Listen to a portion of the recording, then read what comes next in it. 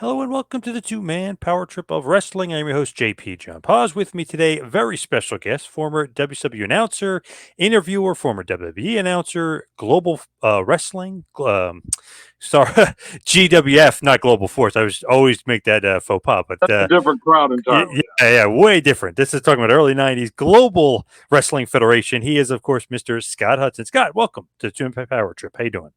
It is fantastic to be with you, and that background you just gave me, especially the Global Wrestling Federation back on the ESPN days. I'm doing the 20th anniversary of TNA coming up in about a month in Nashville, and it hit me when I got the invitation to that from Scott D'Amore that it's been 20 years ago that TNA started, and that was after WCW, which was 7 or 8 years after the ESPN thing on Global. So, my God, I'm old. Yeah. Jesus God, I'm going to need to get a wheelchair and a bunch of vodka. I mean, my God, man, Yeah, I remember watching Global Wrestling Federation on ESPN. I mean, when I was a kid. I mean, we're talking almost 30 years ago. I mean, well, I guess it really is 30 years ago. So it's long, long time it's ago. more. It was 1991 Yeah. when we went out to Dallas to do the ESPN show. We would do the ESPN show on Friday night, and then do the syndicated strip shows on Saturday night at the Sportatorium down at International at Katie's in South Dallas, and that was 31 years ago. My God, that's it. I'm going to have to leave you right there. The nurse is coming. I've got some Ensure to drink, and I need to be in bed by 8. So what are you up to lately? We'll get back into Global, of course, but what have you been up to lately? Anything wrestling related besides what's coming up for TNA? Frankly, not much. I am thrilled to say that I work for you. I work for the federal government. I've been doing that line of work in the criminal justice field since 1985, and I always did wrestling as a hobby because I'm a mark and etc. So next March I will retire after 38 years of service to you and to our country. So that's about it. As far as wrestling, I'll do the odd Legends show here in Georgia. I live out on the Lake Country at Lake Sinclair and Lake Oconee, and I'll do those shows. But pretty much nothing. I've learned my lesson. With wrestling, obviously, how did you actually get in? Was it through like dirt sheets and stuff? And like, were you writing before you actually got into Global?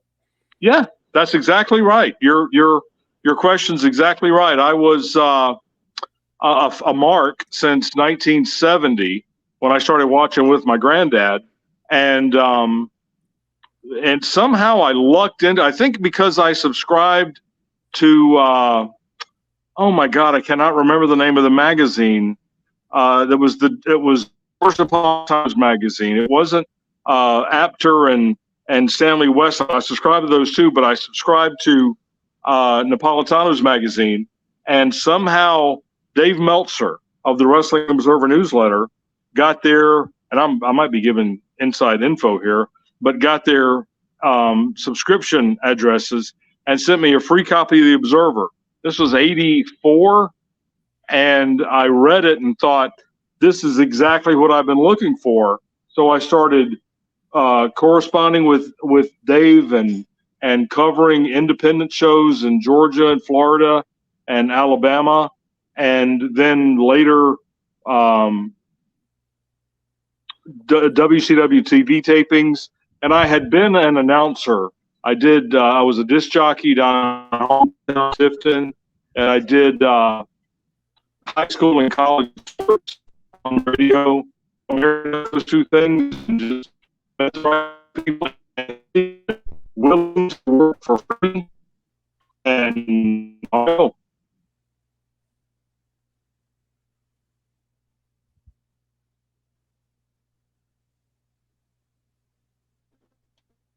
You still with us? You still there? You cut out just for a second.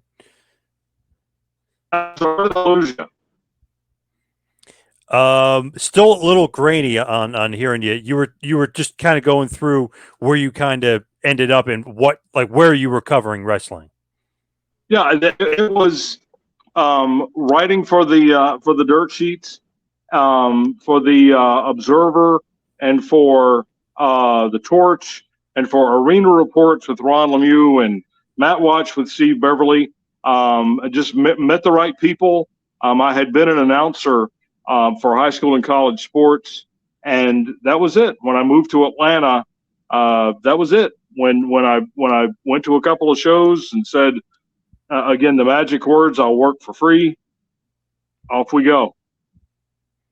So how do you go from writing about it to becoming like on TV announcing? I know you said you had a little bit of an announcing background, but how do you kind of like break in and become a TV announcer of all things? Well, again, it's timing, it's luck, and I can't stress enough. Back in the day, this was 33 years ago, 1988, 89. I was willing to work for free, you know, and that's the bottom line. Like anything else, if you're whatever you're going to do, if you're going to do acting in movies, acting in TV, you're going to do music, you're going to work for free just to get the break and get noticed. And that's what I did. And I wanted it. I worked hard and, met the right people, was nice to them. They were nice to me, and off we go. Coming from like dirt sheets to getting in, was there any sort of stigma? Was people against you at all? Like as far as going from one world to another? Not really. You would think that. And that's a great question. But back then, and again, this is 88, 89, 90, we were all just trying to make money. And everybody in the business had, at that point, everything was in a transition that you weren't necessarily trained by someone in a dark gym somewhere with a ring. But you weren't supposed to tell anybody. So it was that transition where my background allowed me to get there, but I wasn't ostracized because of my background. It was a real strange time that the business had ever been through, and once on the other side of that in the early 90s, never was going to go through again, because everybody by that point was smart and reading the sheets, and there were 500,000 wrestling schools around the country. What did you think of Dave Meltzer and what he was doing? Because obviously, he could be somewhat polarizing at times. Yes, I think the world of Dave to this day, to whatever today is, May 24th, 2022. I think the world of Dave. I think he has helped the business expand, and even in the mid 80s when Vince was, buying up territories and hitching his wagon to Hulk and eventually Savage and then later Warrior, I think Dave pretty much understood that the business was changing, not just the business that you see on television and in the arenas, but the print version of the business. And this was 20 years before the internet. And so it was those typewritten dirt sheets that he and Wade did, and Steve Beverly, and again, Ron Lemieux, and John McAdam, that they put out. They were reinventing wrestling media. I have absolutely nothing but the highest respect for Dave and for what he did for me and for the business and for the wrestling media business back from the mid 80s all the way through to today. I feel like people do get him like confused where they mix his star ratings and what he likes and the subjective stuff with like his base stuff, which is his history stuff, which is great. I mean, I have a bunch of his books. His history stuff is great. His obituaries are great. I mean, his knowledge and his facts are great. Subjective stuff, I mean, that's hit or miss. I mean, that's if you like his star ratings and stuff like that. But I feel like his history stuff is the best. I agree. There's a lot of folks that do well at that. I am currently reading Blood and Fire, the Brian Solomon biography of the Sheik, which is outstanding. But I think what Dave did was lay the foundation for that type of journalism and that type of publishing and that type of writing. It just wasn't done. To use an analogy, and I don't want to make this comparison lightly, you think of the Beatles back when before I was born, like 62, 63. You go back and listen to their music back then, and you think, okay, well, that's pretty good. It's not groundbreaking. It's okay. It's the early Beatles.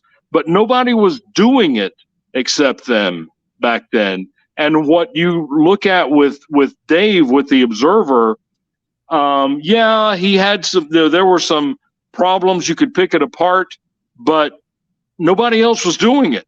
He was inventing it from the ground up, and I don't think he gets nearly enough credit for that.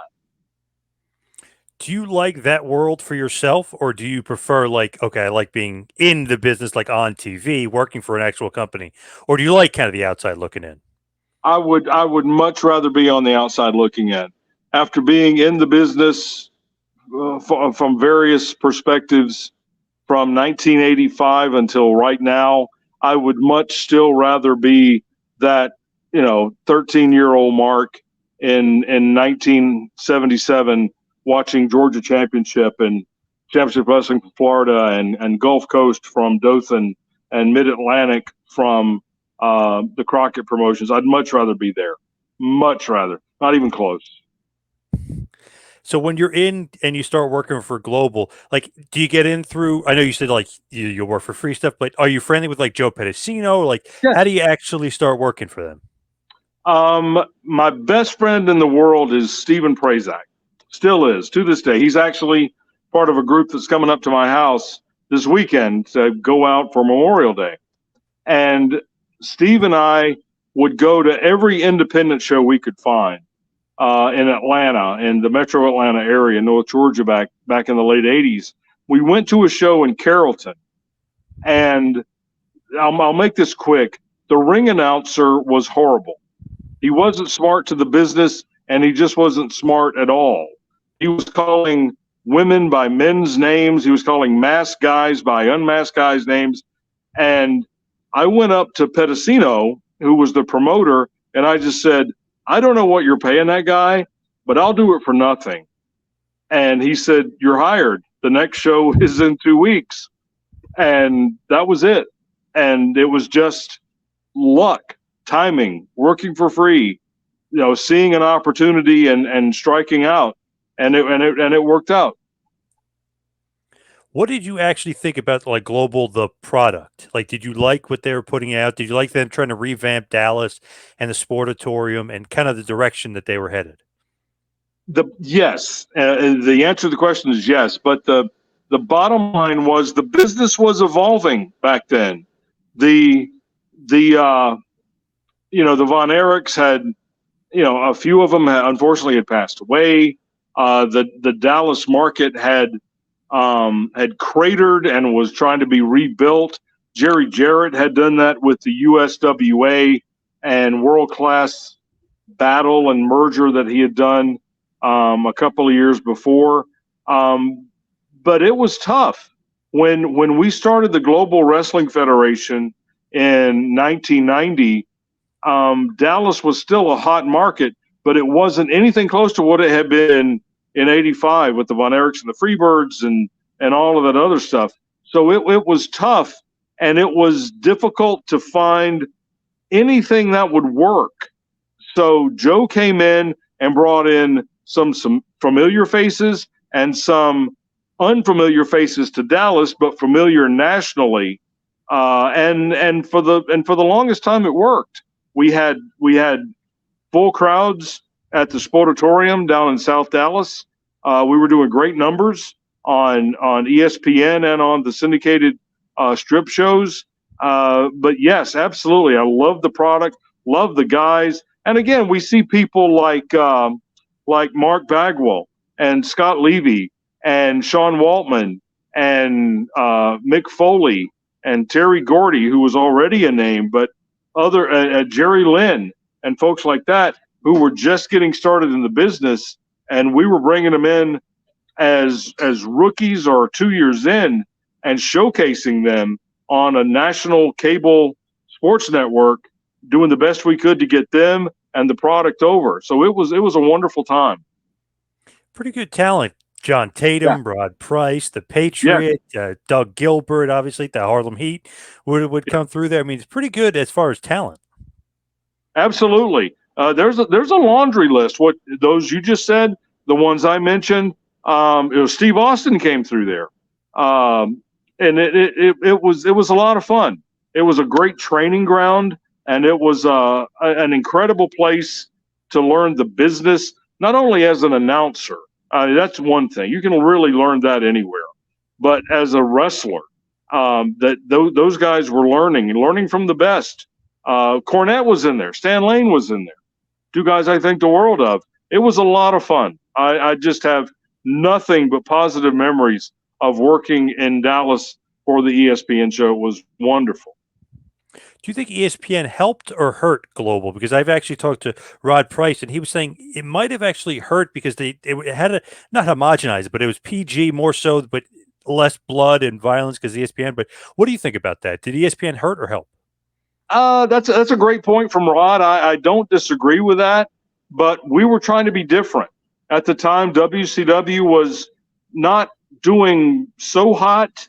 That was when they had been through the George Scott booking, and they had the issue with Dusty booking and the problems there. And the WWF had their issues, and that's, gosh, an entirely different show. So we saw the opening. We saw the path that we could forge and do it. But ESPN, I don't recall them, and I wasn't in that frame of things. I don't recall them doing anything with us that hurt the product. It was basically put on a wrestling show. Now, we didn't do blood and barbed wire wrapped baseball bats and juice and all that other stuff, but that wasn't what we were trying to do. We were trying to put on something as an alternative to WCW and to the WWF at the time. How do you become like play-by-play when you start doing more announcing and stuff? Like, how do you kind of get that role? It's just something that led to there, or did you ask for it? No, I did what I was told. When Joe Pedicino and Bonnie Blackstone and Pedicino, who's been passed away now for a couple of years, just my mentor, one of my best friends up until the day he passed, and then folks like Bill Eadie and Eddie Gilbert, especially. I worked for them when they would tell me, here's what we're going to do. I'm still, I'm a high school and college sports announcer who's written for the dirt sheets. I'm not going to tell Bill Eadie and Eddie Gilbert and Joe Pedicino, no, that doesn't work for me. I don't think you're right. I'm going to do what I'm told. And it worked. What did you think, like, when Global starts to, fade away a bit? Like, were you like, oh man, like this was a great chance to be in the business? Were you upset? Like, were you thinking like this was the end, or like, what did you think about as Global is kind of ending? Well, that's a great question. And the entire time that I was doing the Global Wrestling Federation show was also doing the North Georgia Wrestling Alliance show in Georgia. And we had, I'm going to say, 5 or 6 television outlets in the North Georgia market, as it were. So we were part of the Saturday Night Superstars 8-hour block on Channel 69 in Atlanta with the North Georgia show, in addition to WCW, WWF, Global, Puerto Rico, Pacific Northwest, the Don Owen promotion, and Pro Wrestling This Week that Joe did with Paulie and Gordon alternately. So I was still doing Georgia. So when Global started to go south, the only thing that meant to me was I didn't have to fly to Dallas every week, which was fine. We still did the Georgia show and kept that going until WCW called. So who calls you from WCW? How do you get in? I had become friends with a lot of the guys in WCW at the time. Paige, Canyon, Scotty, Levy, Raven, Disco, Inferno, Glenn Gilberti, and we would all get together on the pay-per-view nights at somebody's house and watch the pay-per-view. In my shoot job, and this is a long story, I'll make it quick. In my shoot job, I had been lucky enough in 1995 to be named Employee of the Year. I had done well. Leave it at that. We had our annual award ceremony at a place called the Abbey in Atlanta, an old 18th or 19th century church that had been turned into a restaurant. It was a gorgeous place. I just got my Employee of the Year award. It was wonderful. The waiter, the maitre d', comes up to me and says, "Are you Mr. Hudson?" I said, "Yes, I am." "Oh, there's a phone call for you." This is the days before cell phones. "There's a phone call for you at the front desk." So I'm thinking it is, working in the criminal justice system, that happens. So I go up to the front desk and I answer the phone, and all I hear is, "Yo, Scooter, this is DDP." And it was Paige that I knew from going to the shows. And he said, "I got somebody who wants to talk to you." And it was Eric Bischoff. And Eric said, "We've got a spot open and we think you'd be good. Everybody speaks highly of you. Can you come down and audition on Tuesday?" And that was it. Wow, look at that. DDP helping you out, it seems like. Yes, Very cool. absolutely. Oh, an incredible amount to Paige. Think the world of him too. So what did you think about WCW at that point? Like you're first in there. Are you sensing any politics or anything that people No, like to say like, "Oh, this is going on backstage"? none at all. Keep in mind, I came in as the third team announcer. I was what Eric was Mhm. before Eric got to be the boss. I was what Chris Cruz was. I'm just a low level doing international syndication, doing the Sunday WCW Pro show. I'm just trying to keep my head down and learn how to do television and wrestling at this level. So no, I didn't see any of that stuff. None. What did they think of like you when you obviously, they make you third string announcer, but they must have liked you to hire you, you know what I mean? I guess so. I mean, yeah, they brought me in. I can't say anything more. I can't put words in their mouth, but yeah, it worked. They brought me in. I worked hard. I did everything I was told, and would still do that today. If Eric called today and said, "Hey, we're going to start WCW up again. Are you game?" I mean, just yes. Say when and where. I'm there. So what shows were you doing at that point? Oh my God! At the beginning, it was WCW Pro, which was the Sunday afternoon show at 5 o'clock on TBS, and then the international syndication shows, which is exactly what you think. They air everywhere except the United States, and that's it. That's the C team announce oeuvre, as it were. It's funny, people think like WWF was big time, but WCW had so many hours of TV everywhere, Oh syndication, my whatever. God! I remember Yeah, watching WCW Prime with usually Chris Cruz and Dusty would be the announcer, and that was right. like syndicated. I think it was on my Channel 9 for like an hour. It was just like random stuff, but then you had Saturday Night, then Main Event, then Sure. Pro, and then eventually Nitro, Thunder, and everything else. But Yeah. it feels like WCW had so many hours of programming. A ton of programming. It's way more than you think. When you think of a 3 hour pay-per-view once a month, and then 2 or 3 hours, depending on when we're talking about, on TNT on Monday night, and then eventually the 2 hours on TBS for Thunder, and always the 2 hours on TBS Saturday night, and then two different syndicated shows, international syndication. You're pushing 20 hours of programming every week. It was just crazy to think, and I know WCW had so many wrestlers, but then you got worldwide thrown in there too, Sure. down at Disney and stuff. I mean, there was just so much TV. Right. Do you think that's like okay? It might be too much as far as like we're putting together too Well, much TV. I understand the question, but you've got to strike while the iron's hot. And the wrestling business has been notorious for making all of the money that it can from whatever revenue stream they can identify while they can, because at some point it's going to dry up. All the way back to the 50s with the Dumont Network airing wrestling nationally. Well, that went away, but they made the money while they could. And WCW did the same thing. And the WWE and AEW and Ring of Honor and Impact and everybody else is doing the same thing. And that's fine. That's what we were doing back then. What do you think about Eric Bischoff? Great. I've been lucky enough in my shoot job and in the wrestling business to work for some fantastic supervisors and bosses. And I've said this at a couple of these conventions and stuff and Starcasts, that of all the bosses I've had in any career that I've pursued, criminal justice, radio, television, the best boss I've ever had was Eric Bischoff. And as we sit here today, I say the same thing.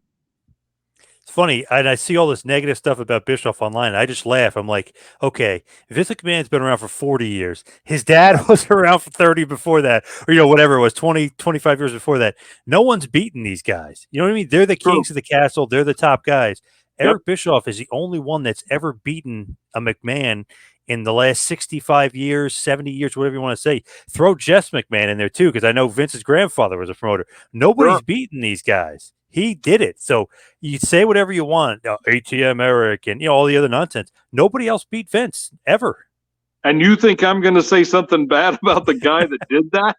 Right. Never. Right. Eric, if you're watching, just say when and where. I'm old now, but I can still do it. Just say the word. We'll start up again whenever you want. Do you think, though, a little bit of that could be jealousy from some of the people? Like, they wish they were in that spot. You know what I mean? Of course. Like that's got to play a part in it. Absolutely. You look at the folks that came through WCW as the executive producer or the vice president, whatever title it was they gave Eric, like Bill Watts and Kip Fry, that came through and did good, bad, or indifferent. They couldn't compete with the WWF. And then when Eric got there, who was me? Who was the third team announcer that came in and convinced people that he knew what he was doing, and son of a gun beat him for 83 weeks, and made money hand over fist. You have to appreciate what the man can do. It's amazing just to think, where WCW was. I still love WCW. I used to watch it religiously, but they weren't making the money Vince was and WWF was, and they weren't the powerhouse. Were you shocked just to see, like, oh my God, like we're beating them? Okay, we're slowly but surely we're beating them, and it's going back and forth when Nitro first starts. Really, the Nitro first show, I mean, boom, it's a win. Were you surprised to see, like, almost immediately? It's like, oh wow, Eric's onto something here with like Nitro and really starting to beat Vince. Well, I wasn't in the company then. I'm still just a mark doing the North Georgia Wrestling Alliance, and amazed, and like everybody else was, that he had Lex come in that first night out of nowhere, and then had Liger and Pillman in the food court of the Mall of America in Minneapolis. I knew. I sensed something then. I said, this isn't like big time wrestling. This isn't like Mid-Atlantic Championship Wrestling. This isn't even like Raw. Something's changed tonight, and this is going to be a fun ride. And then I got asked to, board the train. It was awesome. Were you surprised that, like, okay, they're rolling low in Nitro, but 83 weeks of dominance? Really, if you really like digest or really look into the numbers, it's like 90 weeks in a row, really, of dominance. And it's really, I think it was like 104 out of 117. I forget like the exact number, but it was crazy. It's basically 2 years in a row of dominance. You're just surprised because this is little old WCW wrestling here. You know what I mean? Versus Vince's WWF. That sounds like Vince imitating Ted Turner. Yes. But I mean, I can't speak for Eric or Vince Russo or Kevin Sullivan or Terry Taylor or anybody else in a position of creative authority there, but I don't think they thought we could do that. It just happened. We got lightning in a bottle. We got the NWO, and then we had Goldberg, and then we had everything underneath. Eric's big thing was the umbrella booking, have something that covers all of the undercard, and then and it raises everybody else up. So no, I don't think anybody saw it coming. But when we hit and we hit hard, we all tripled down on the work so we could keep it going. We knew what we had. What was the first day you worked there? Like, was it early '96? Yeah, it'd have to be. I go down to the WCW studios, which at the time were located in the CNN building. If you've ever been to Atlanta, the CNN building is right next to Centennial Olympic Park. At the time, next to the Omni. Now that's been blown up, and they built State Farm Arena and Mercedes-Benz Stadium. And my office building, which is the federal courthouse, which is across the street, that's where all of that is. They call me down there, and here's the story. I'll make this quick. I walk in, and I sit there, and it's got this huge WCW facade on the wall, and Keith Mitchell, who was a god among men to me, sticks his head out after about 10 minutes and goes, "Are you Scott?" I said, "I am." He goes, "Hang tight. We'll be with you in just 1 second." So 10, 15 minutes later, Keith sticks his head out again and says, "Okay, Scott, we're ready." So I'd walked over from my office. I'm still dressed up in a suit, whatever. And I walk in through the door Keith was sticking his head out of, and I'm on the set of WCW Pro with Bobby Heenan, whom I've never met ever in my life. And I think it was Keith was the floor director, and he said, "Okay, Scott, you're the host. Bobby's your straight man. We're going to do a 60-second toss." And he told me, what pay-per-view's coming up. And I did, thank goodness. Just do 60 seconds, toss back and forth to Bobby, see what your chemistry is, and make sure you get out on your mark in 3, 2, and that was it. And I did that. And I hit my mark. I made my time. Bobby and I got along, and they hired me on the spot. I was either going to screw it up and never be in the business, or have the run that I did based on what happened in those 60 seconds. Did you like the way they did that? Because they didn't let you think about it. You know what I mean? They just go. They threw you out there to the fire. Well, that's live TV. If you can't hang doing that in a studio, there's no way you're going to hang with that doing it in front of 18,000 people, on a Monday night. So yeah, that was fun. What did you think about working with the legend, Bobby the Brain Heenan? I know you said you got along, but what did you think about working with him? No, he was fantastic. He was exactly what you think. He was fun. He was funny. He was a pro. And as I was doing the audition, when it was over, he was complimentary. "You did good. You didn't know it was coming. That's excellent." That's he was everything you could possibly want. What eventually kind of gets you more and more involved as far as being on TV more rather than just the C string? How do you kind of move up? I was hoping you could tell me. I have no idea. They just, 1 week they called me and said, "Hey, how would you like to do WCW Saturday night?" And to me, it was, that show's been Gordon Soley or Tony Schiavone since 1973, and now you want it to be me? Yes, absolutely. Where do I go? What do I sign? And it just kept getting handed to me because I worked hard. I didn't play the politics. I still a mark. I just wanted to put the product over. Did you have to I know this could maybe a stupid question, but did you have to study at all, or did everything kind of come naturally as far as the wrestlers and their their routines and their matches and their characters? Did you have to study it all, or you knew all that? Oh God, all the time, all the time. Thankfully, at that point was when the internet started coming into play. There wasn't a lot of video to watch, but there was an awful lot of research you could do, and so I did that as much as I could. so that we could. And Mike Tenay was a tremendous help through that, and Tony Schiavone as well. That it was a lot about, who are we talking about? Why are they here? And why are they good? And so, yeah, there was a lot of homework, a lot of homework. What did you think about working with the professor, Mike Tenay? He seems like, he seems like he knows everything. You know what I mean? He seems like he just a wealth of knowledge. He doesn't seem that way. He does. Smartest guy about the business I think I've ever encountered. He knew everything. Schiavone is kind of like the guy like that about baseball. He'll know the starting infield of the 76 Pirates. He's one of those guys about Yeah. baseball. Mike is the same way about wrestling. And on my best day, I don't, Mike's forgotten more than I will ever learn about the business. I was lucky to work with him. Man, WCW had so many good announcers. I always thought about that. I mean, you're great. Tanay's great. Shivani, I love Dusty. You know what I mean? It just seems like they always had good announcers there, and they had almost like too many good announcers.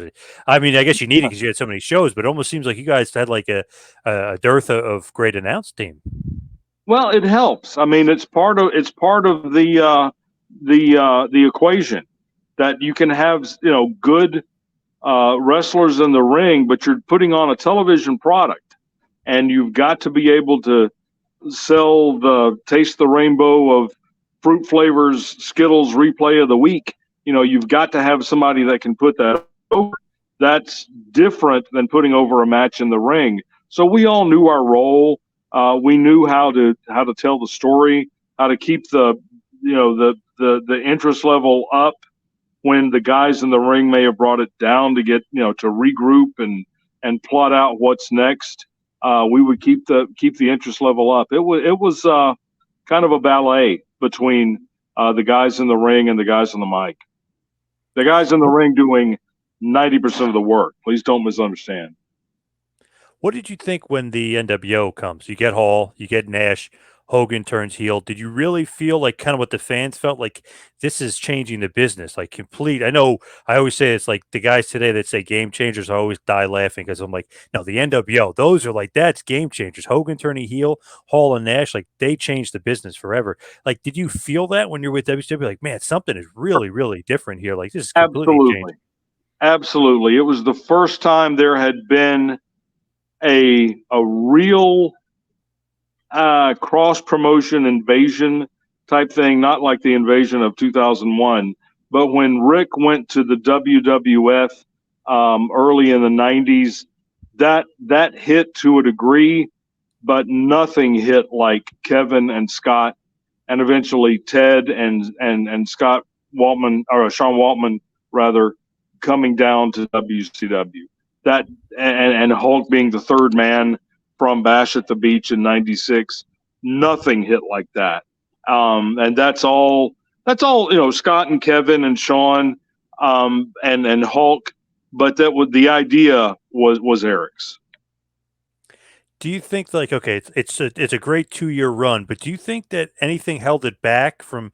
No, I know it's hard to say be longer, but I mean, did politics? Did something else kind of hold it back from like obviously Vince and Steve Austin come along too, so I mean that doesn't help. But do you think that something with backstage politics hurt WCW and the NWO in the long run? You can make the case that some of the talent having creative control. Redirected it. I won't say held it back, but redirected it from the direction that may have been best for business, to coin a phrase from Hunter. But as far as holding it back, no, that was a locomotive. We couldn't stop that if we wanted to. When you're announcing it and stuff like that, do you feel like the energy in the building, like, oh God, like something's gonna happen? Because as a fan, you're watching, it's like, okay, Sting's up in the rafters, like, who knows? I mean, are you feeling like?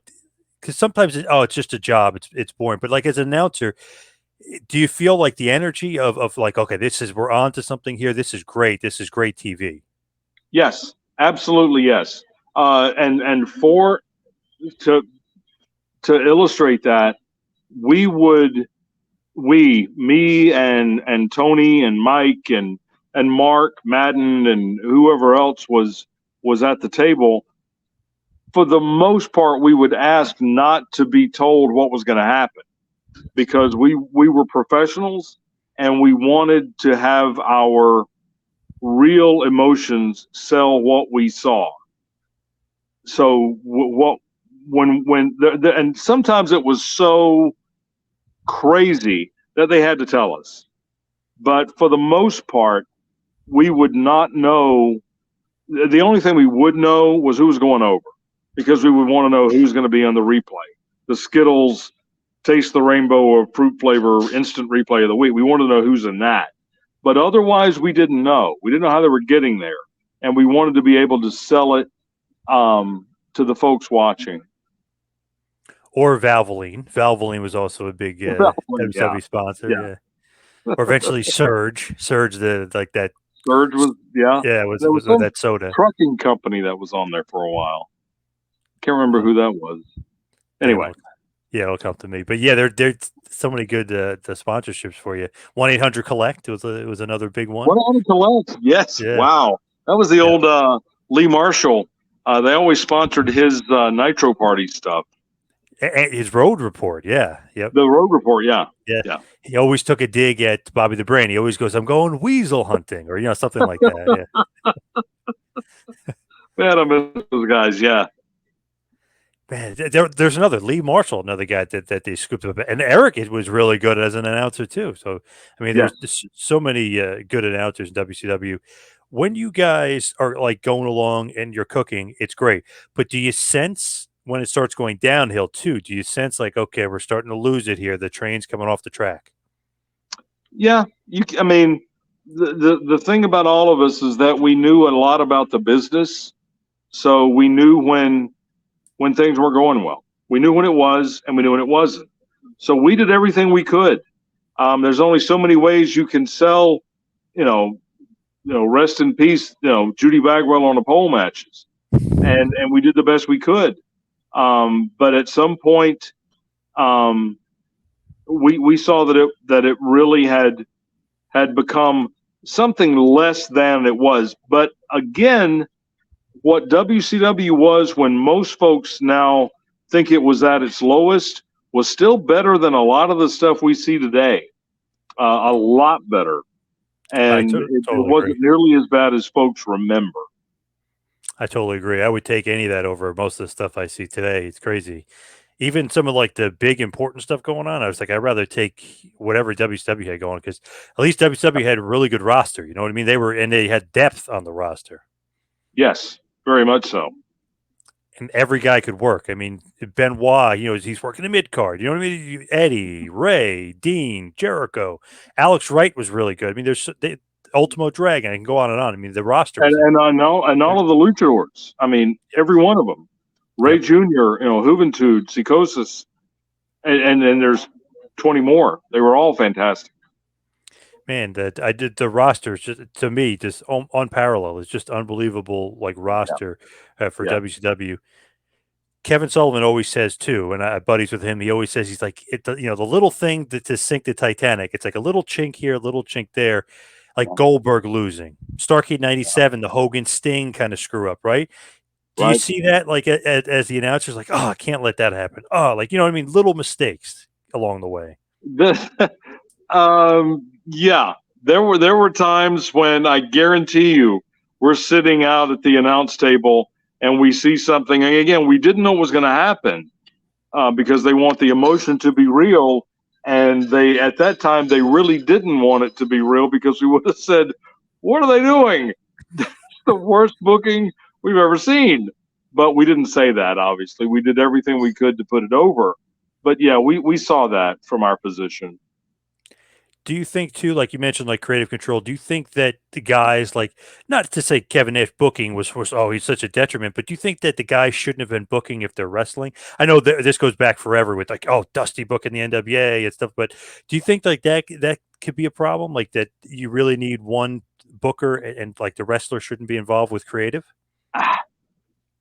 Again, the business was in transition. That the entirety of the 1990s, the business as we knew it was transitioning.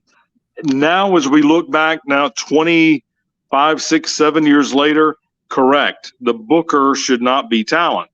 But again, this is the same thing when, Bill Dundee or Jerry Jarrett in Memphis, when they were on fire, and those two guys were talent, incredible talents. And Dusty booking Florida and Kevin booking Florida when they were talent. So you can't really say a blanket statement that a talent should not be the booker, because we've seen too many examples to the contrary. But in hindsight, maybe it would have been the best call, especially in the late 90s. What did you think, like, when Eric leaves in September of '99 and they end up bringing Russo in? Did you think, like, okay, this is going to revitalize us? Or do you think, like, okay, North guy, he's not going to work for WCW. It's a little bit different down here. No, I thought it was going to work. And it did. I mean, if you're measuring it by ratings and by buy rates, when Vince Russo came in, it worked. People forget that the ratings went up, the buy rates went up, not stratospheric. We weren't winning again, but he stopped the bleeding. But at some point, when you level out at such a low level, there are going to be changes made, and that's what happened to Vince. And it's funny, people forget, and he's about to leave, and then 2000 hits. Benoit, Eddie, Dean, Saturn, they all leave. Jeff Jarrett got hurt. Bret Hart's career was over. Goldberg got hurt. Remember, he smashed his arm, and he almost. Oh my God! Yeah. So I mean, it was a lot to go on all at once. I mean, it was like a disaster. 2000. It was like jinxed, almost cursed. WCW. Well, that's true. We had a good run since '96. And, for those 4 years, it was almost like, Robert Johnson selling his soul to the devil at the crossroads. You're going to be on top until, I come calling. And we had our run, and then the devil came calling, and that was 2000. What did you think about being put onto the pay-per-views? I know you, Tony, and Mark Madden, obviously, when Bobby the Brain left, you guys would do some pay-per-views. Is that more pressure, added pressure to you? It's like, okay, now, like, you're not C team, you're not B team, like, you're on the A team now. Yeah, that was fun. It was a lot of fun. Again, I have no bad memories of working in WCW, none at all. Every one that I worked with, every show I did, every wrestler that I was blessed to call their match. We had celebrities and stuff coming in. That was cool. Yeah, just no bad memories. It was a lot of fun. Again, this was 15 years removed from me lucking into getting a free copy of the Wrestling Observer, something that I didn't even know. And 15 years later, I'm sitting out here doing pay-per-views with, 1.5 million buys. You can't beat that. That's awesome.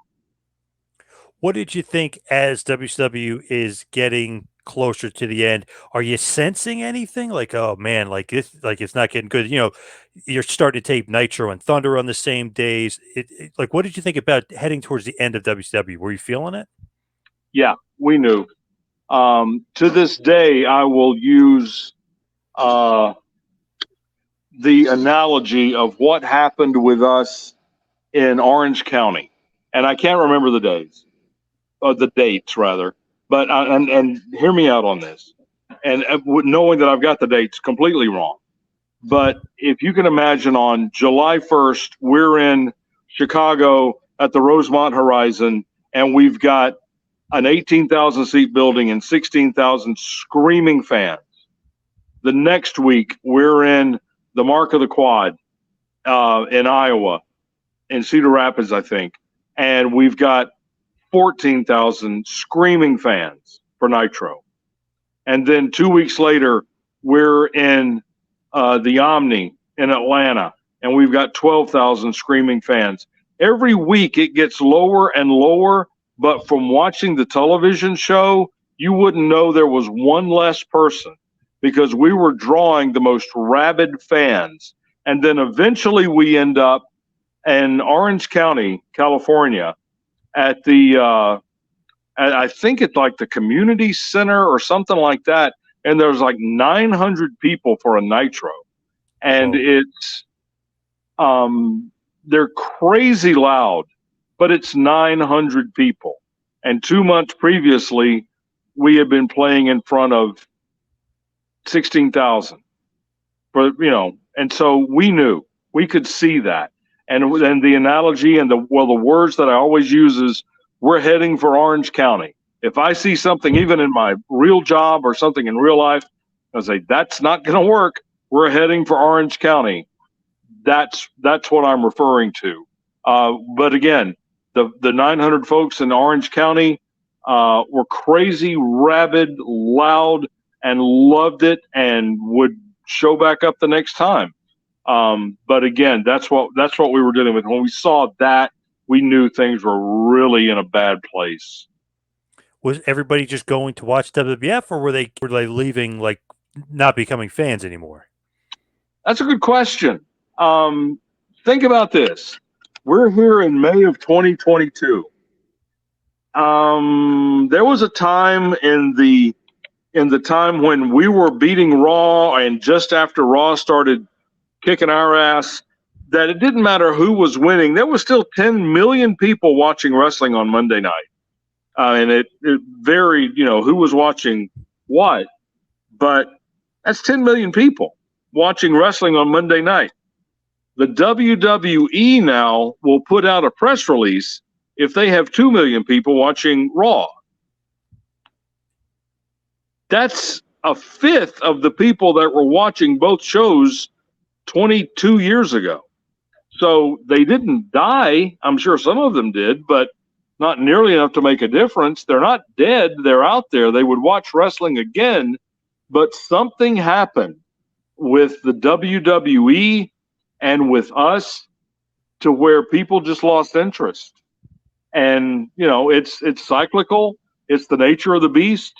Will it come back? I doubt it, quite frankly, because now there's so much else to choose from between MMA and 6,000 channels on your television, including streaming services, that I think wrestling has, I won't say it's become passé, but it's not nearly positioned in the place that it was during those roller coaster cycles from the 50s and 60s and 70s and 80s. I think it's now hit a low point, and the best that the WWE and AEW can hope for is a slight rise and to a plateau there. We'll never be back where we had 10 million people watching on Monday night. Yeah, it seems much more niche now. Yes, that's exactly right. I agree. Was the last Nitro that you guys called, you and Tony, was that a weird experience, given the fact that WWF bought you guys and Vince is going to have this show? I mean, was that odd? I mean, you guys got sold. I mean, what the hell happened? There might have been some chicanery in the background because they only bought it for like $5 million. But what did you think in the foreground? Well, we knew that was Monday night, I think March 26, 7, 2001. I'll defer to you on the dates. You're the expert on this. But whatever date that was, we knew the previous Thursday, and that's it. We had no idea that was coming. The previous Thursday, whatever that was, is when we found out what was going down. And we get down to Panama City Beach, and it was surreal. Had never met Shane. Met him. He was terrific. Just a terribly nice guy. Had never met Bruce Pritchard, a great guy. Obviously, we had met Jimmy Hart a million times. He'd been one of us. But, when we found out what was going on, we were told, you guys have got an hour and a half. And so then they laid out the show and told us what we're going to do. And Sting and Flair were going to close out the show. And when that ended, they told us that that's it. We're not coming back to this venue. When Sting and Flair finished and Vince McMahon takes over the show. We're not coming back to do anything at Club La Vila in Panama City Beach. So we go backstage and say all of our goodbyes, and it's tearful. There were a lot of tears, a lot of emotion while the show's still going on.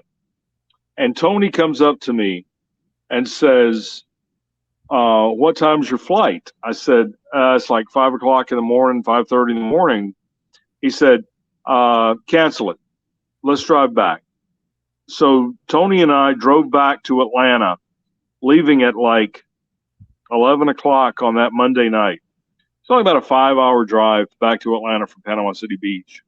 And all we did was talk about wrestling.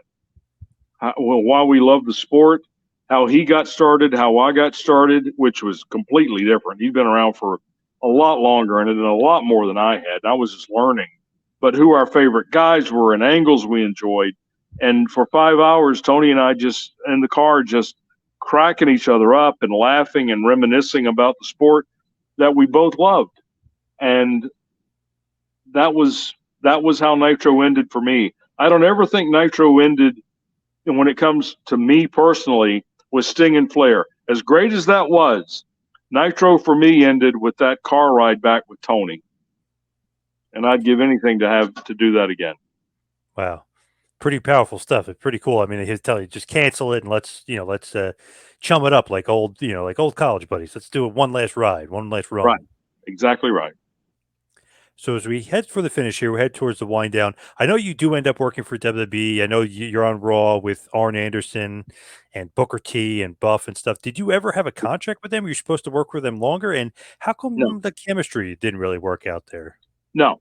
The end of the day, I did everything that they asked me to do, which was work for 2 weeks. That was it. The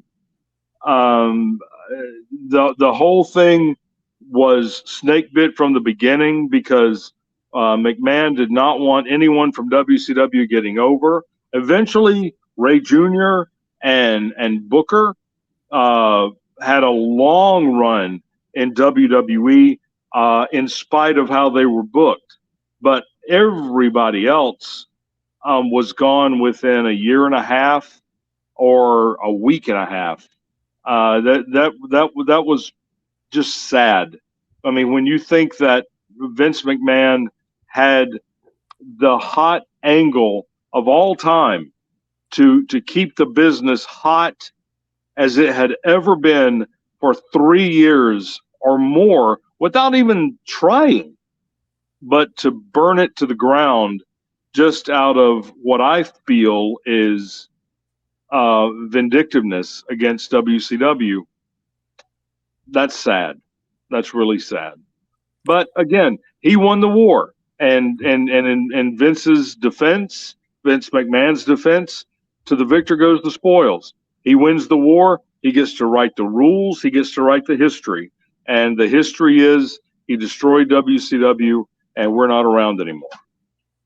And it's funny, every guy that they should have brought in to start, Goldberg, Eric Bischoff, Flair, Hogan, Scotty Steiner, all those guys, you should have brought him in right then and there and had an awesome thing and lit the business on fire with a great invasion angle, and they completely blew it.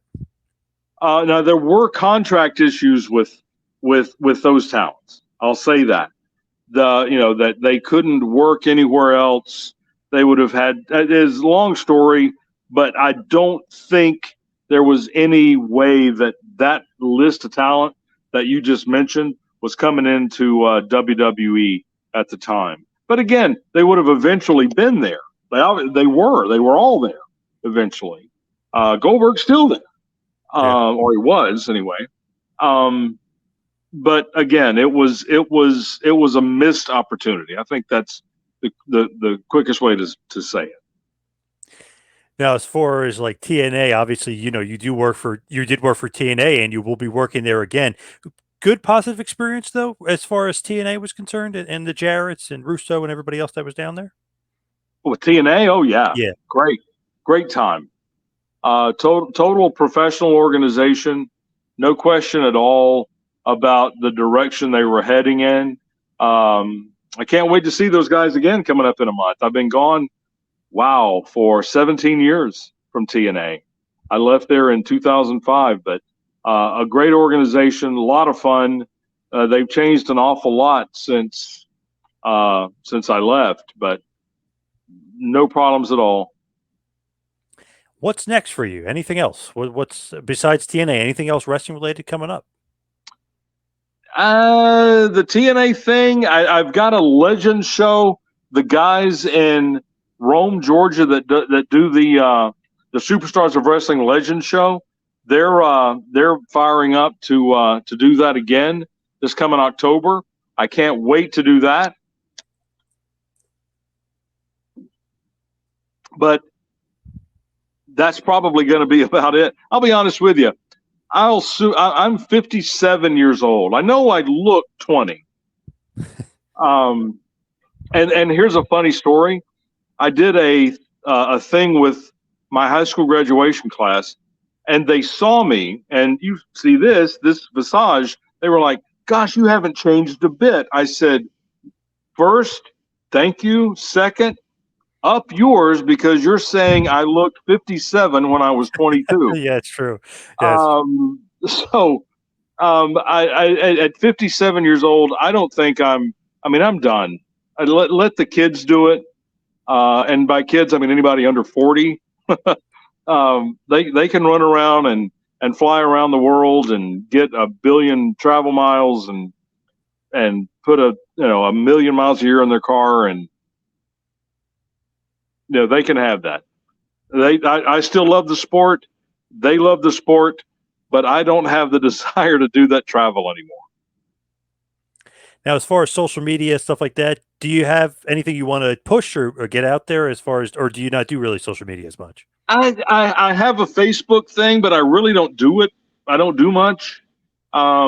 If you look at my Facebook thing, you will see an awful lot of professional wrestling, college football, and recipes. That's about it. So Nice. I don't do an awful lot on there. Follow my daughter. She'd be. You'll see a lot more of me on my daughter's page than on mine. All right, Mr. Hudson, thank you so much for all time tonight. I really appreciate it. My absolute pleasure. It was my pleasure to do it. A lot of fun.